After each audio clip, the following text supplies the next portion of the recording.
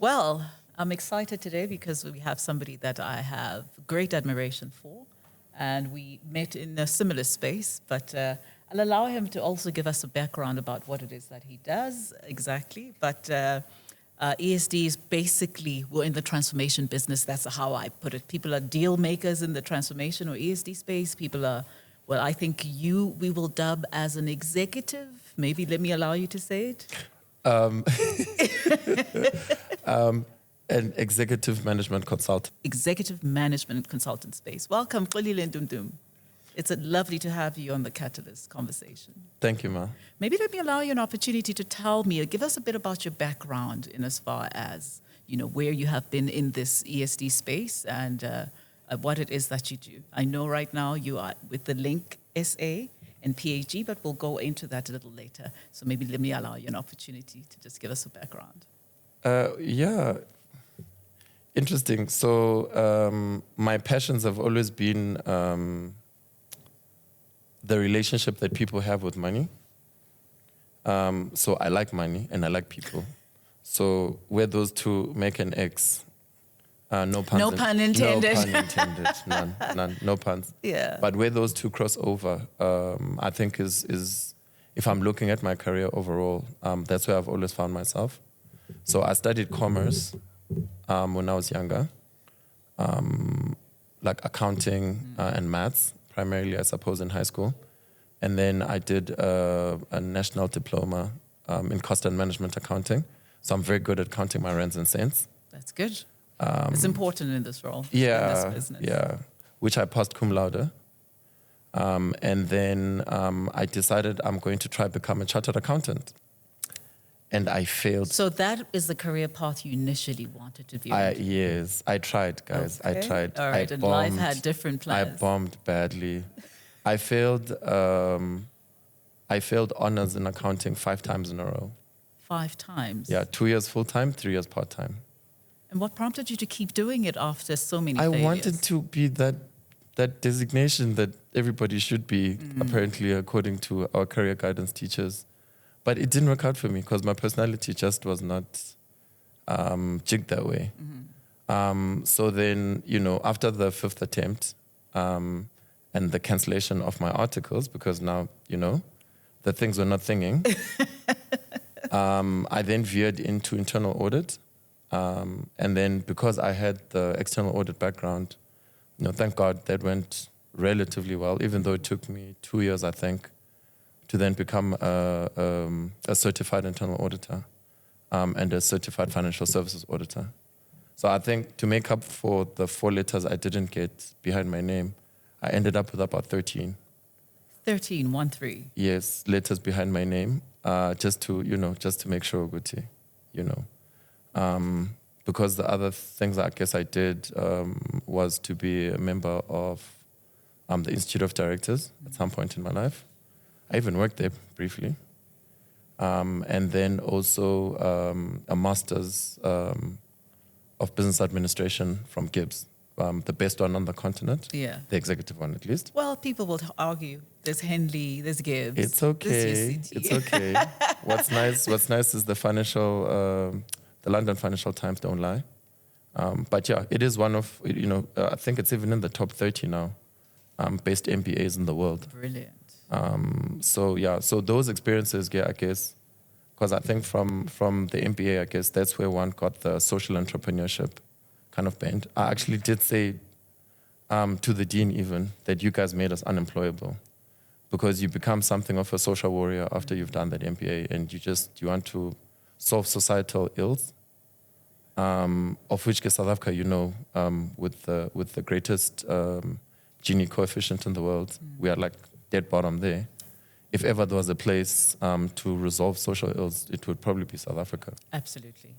But, I find that a lot of people that I speak to that have done or are busy prepping to go to the MBA are always telling me that, we go in there with one thought, but as soon as you go through it, you become a socialist. You become a social entrepreneur by default. Social warrior. Absolutely. Yeah. So it's really amazing once you go into that space, the intricacies of this work environment and how it sensitizes you, how you get sensitive to certain issues.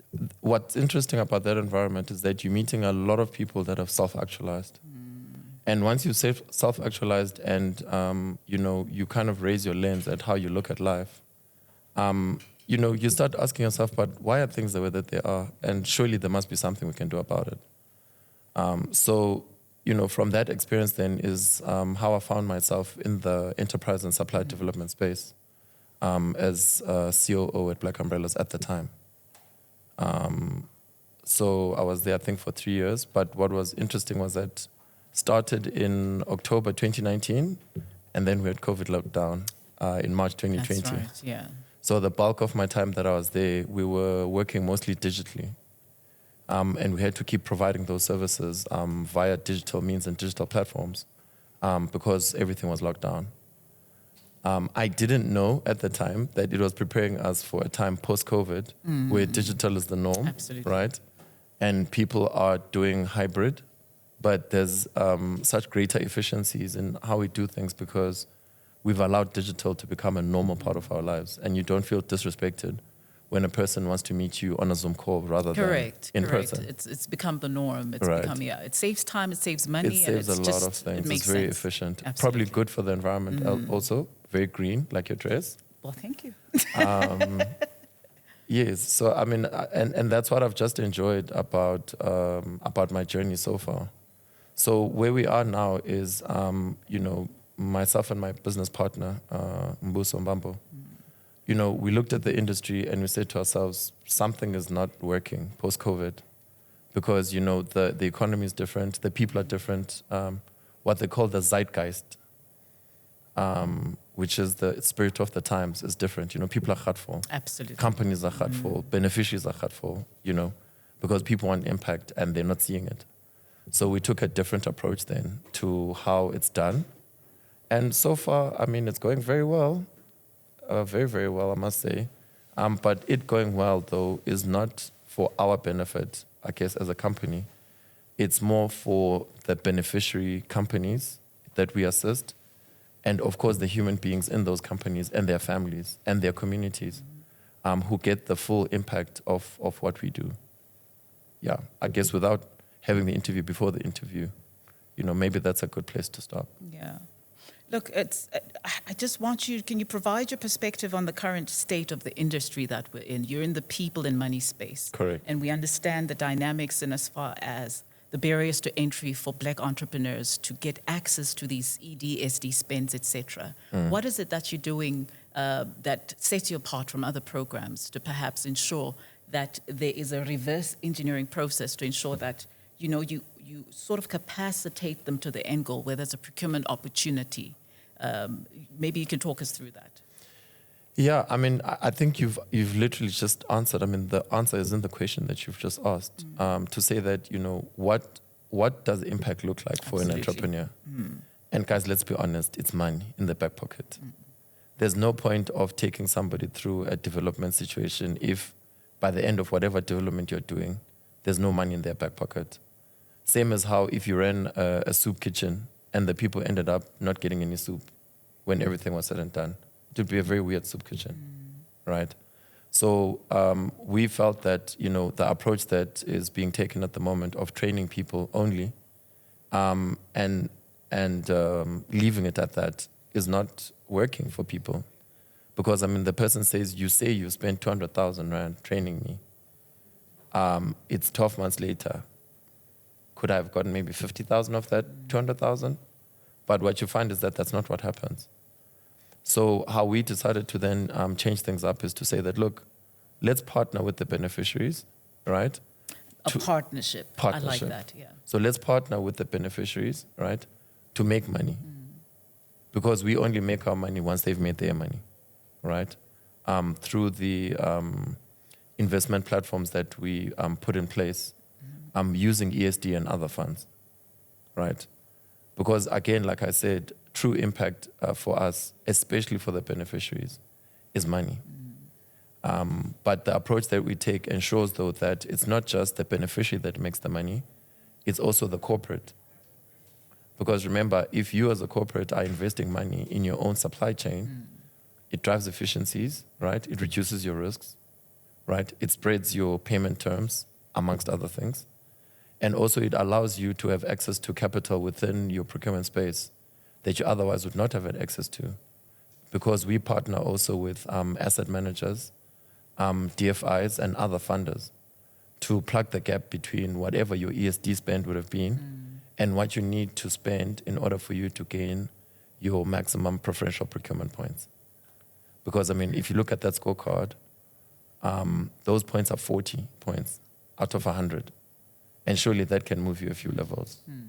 So that's what we've been able to do with some of our JC-listed clients at the moment, is to ensure that not only are they complying, or at least improving their BE levels, right, from an 8, for example, to a 5, or from a 5 to a 2, right?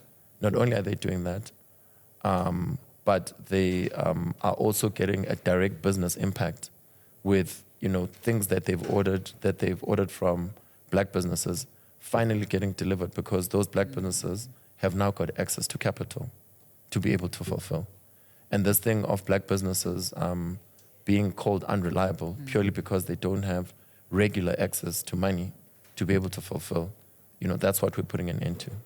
But beyond the access, it's the management of the use, the strategic management of the money.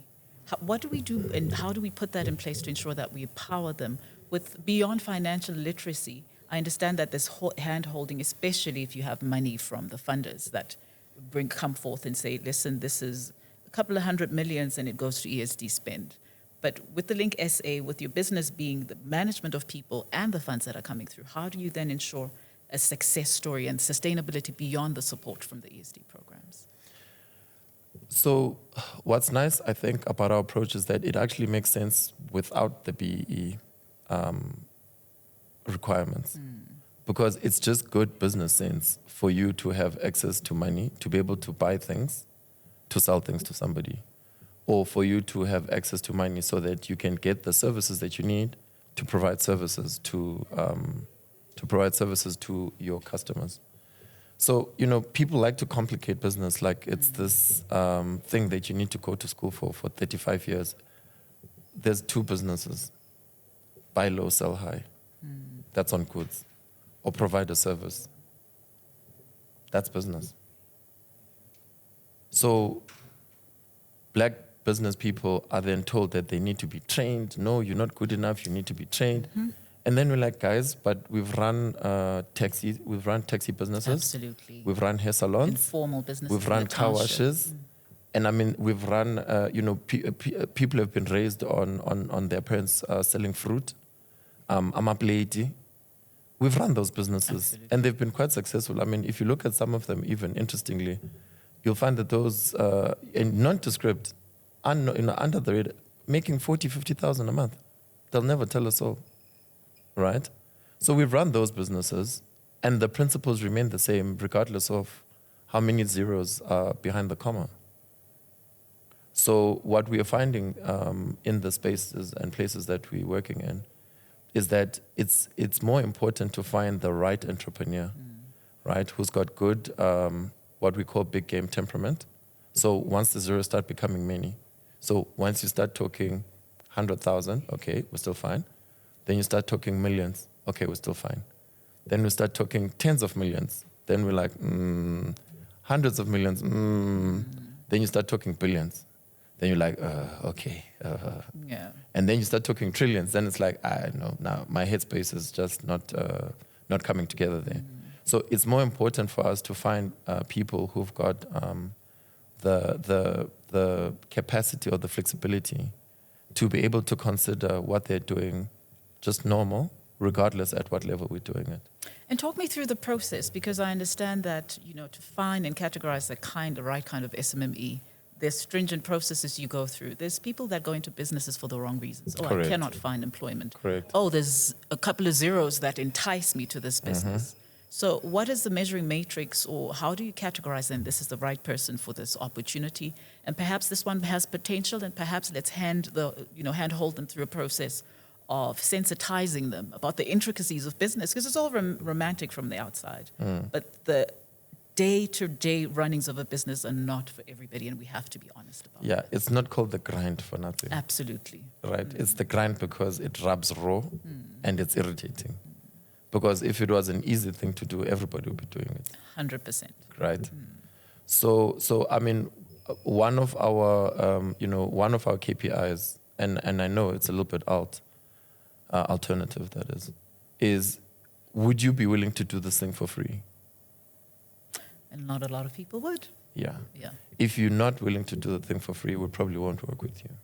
Because chances are you are going to lose money doing this thing up until you get your formula correct, right? So effectively, you will be doing it for free. And if you are not willing to do it for free, it means that you then don't have the temperament to see it through when the going gets tough, right? I mean, entrepreneurs like to make suffering like it's part of the process. It's not really, it shouldn't be part of the process. And especially the suffering of a black business person. We've suffered enough, I think. The Gini coefficient, I think, is enough. The 35 years, post democracy, where we still, are struggling to make ends meet, I think is enough. The same struggles. Right. So surely, we need to find ourselves in a headspace where we're like, okay, what's the easiest way for me to make money here that won't feel like too much of a grind? And then what we found is that businesses in the digital space are probably the most friction-free businesses, right? Or finding a digital element in a physical or in a physically based kind of business. Because there's this complaint that, our kids these days just want to come into a situation and become like the managers of the situation, become like senior management, like you walk in, already you're the CEO, I actually tend to think that those kids are not too crazy. They're not too crazy. But it's just about like the approach and what you do. Because as an entrepreneur, you are a business. You yourself are a business, 100%. fully fledged business, right? And if that's the approach that you take, then basically you would want to then provide your services to the people that need your services. So if I'm, for example, a digital content creator and I'm providing my services to the CEO of a JC-listed company, for all intents and purposes, I am the CEO, give or take, of a 100%. JC-listed entity for those few minutes that I'm helping the guy, right? Because I have to think the way that he thinks so that I'm able to portray him in a way, right, that is true to his brand, right? 100%. So that's why then we then say that the approach that we take is a little bit alternative, right? The way that we view things is a little bit alternative, but you have to. We're in an abnormal situation. We cannot be looking at it with normal eyes and then hoping that we're going to find solutions. Now tell me, let's go back to discussing that young entrepreneur, that kid that thinks they can make it overnight. Obviously, they have access more than what we could have ever managed in our time. We had to literally learn on the job, and that's why we're willing to take, like below the mill kind of jobs and just work our way up. But youth these days, they're not about that life. The time is literally and they the money. shouldn't be. What do you feel about there being entrepreneurship curricula in school, just to encourage that journey to learn as early as perhaps in primary school, to ensure that we have strong, sound, business savvy youth who will be the leaders of tomorrow? The best people to teach young people how to be business people are people who are in business, not people who are not in business. You can't, I'll try to put it in a nice way. Yeah. But basically, it's not an academic, so business is not an academic exercise, right? It's a practical exercise. And you need to have somebody who's had a lot of practice. So how I've seen it being done well, actually, and I take my hat off to all business schools. Business schools generally have lecturers who are also business people.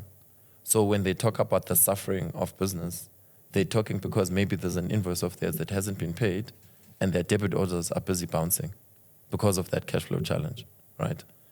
So what I've seen with entrepreneurship education so far is that it's very dry and boring, right? It's taught, even life orientation is a juicier topic, I think, right, than entrepreneurship. Right. And I think the reason why entrepreneurship lends itself to be a boring topic to kind of learn is because it's deceptively simple.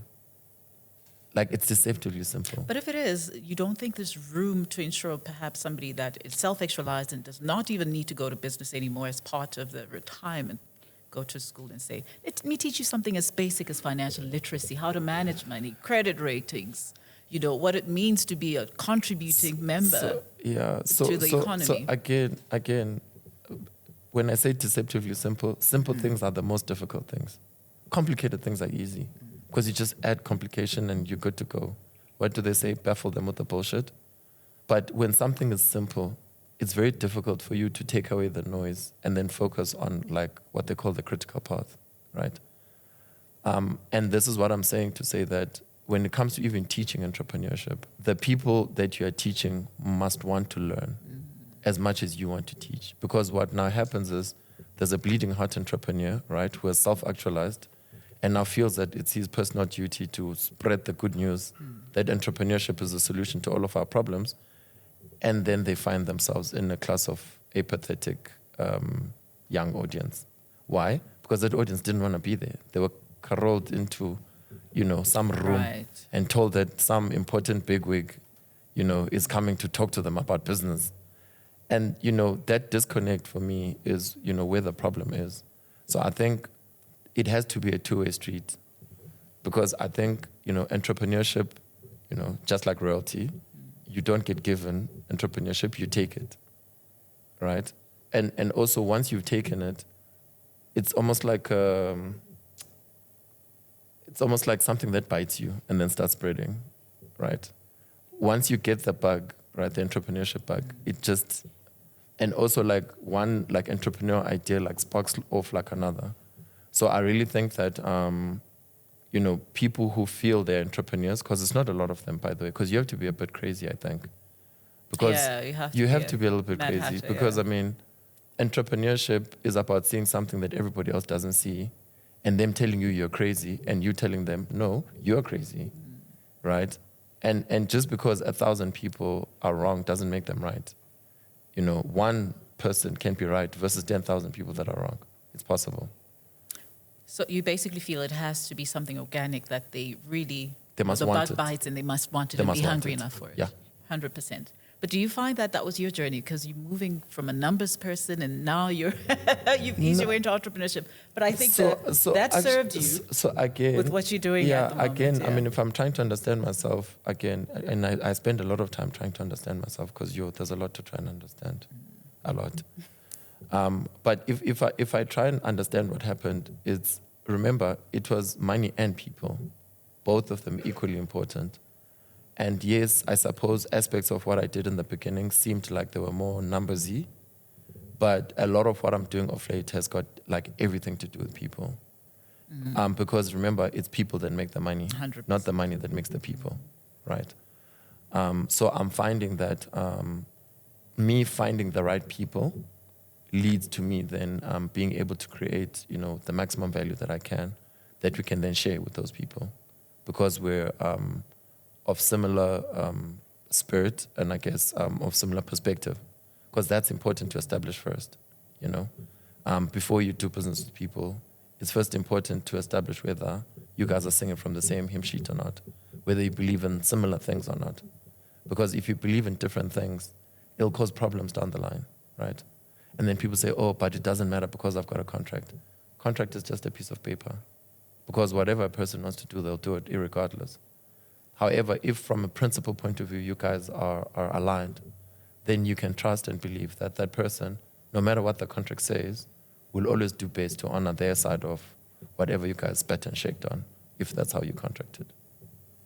Now, Xolile, through your experience as someone who bridges the divide between somebody who needs funds to capacitate, to expand, or whatever the reason for the funding is, to the person who has the funds, which is the stakeholder, the DFIs that you mentioned, what do you find is the mismatch? Where are they missing each other? And what do you feel they could do better to sort of hear what each other's needs are?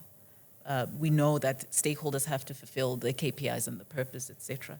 But the person who's an entrepreneur who's struggling to, connect the dots, and the only barrier to that is funds, to ensure that they expand, to ensure that they're capacitated.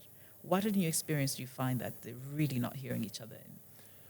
So what I've found interesting from my observations is that, the more selfless people are in the space, the more they tend to do well. And the more selfish they are in the space is the more they tend to struggle. So, for example, the entrepreneur, if they go into a situation and they're like, I need money, it's not going to work. No one will give you money. But if they go into a situation and they say, there are a few problems here, and I think I've got a few solutions, shame, let me see how I can help these guys, right? If that's the attitude that they go in with, usually their things go well, right? Because when they're not there, they're just going to say, hey, I was standing outside your gate and I noticed that that pipe there is leaking and dripping. I've got a few things here that I can come in there and patch quickly so that you're not losing water and your water bill is high. That's a very different conversation than, hi, hey, your water's leaking there. I need 200 rand so I can buy material and I can go and I can spend 6 hours trying to fix this. Now, you're not, the approach there is not the right approach. And if you're going in there, looking to assist, looking to add value, looking to solve a problem, because people pay to solve problems, but people don't pay to just, pay. So that's why then it's really important for entrepreneurs to, in the places and spaces that they're working in, see how they can solve a challenge for somebody who's got money, who's willing to exchange that money for the solution that the person is bringing. I think that's probably where the mismatch is. And then on the other side with the corporates, there's a lot of corporates that want to help. Again, bleeding hearts. Yeah. Oh, we want to help, we want to. But then at the end of the day, you ask yourself, but what's in it for me? When they go back to their boardrooms and their private spaces, they're like, yeah, we're helping all these people spend all this money, but what's in it for us? So that's why then the approach that we at the Link SA take of making sure that we've got what we call a triple win, right? Which is a win for the corporate, a win for the beneficiary, and a win for ourselves, because we must also win. Because remember, if any one of those three entities is not winning, then the formula is unsustainable, right? It's like a two-legged chair. It won't stand. But a three-legged chair definitely will stand. Solid. So that win-win-win then ensures that all the people that are participating in the effort are getting something out. So when they're asking themselves, if the corporate is asking themselves, what's in it for me in this thing, then it's like, okay, not only am I getting my BE points, but I'm actually getting things delivered on time and my operations are running well because all my suppliers are delivering and they're happy, right? And then what's in it for us as the Link South Africa?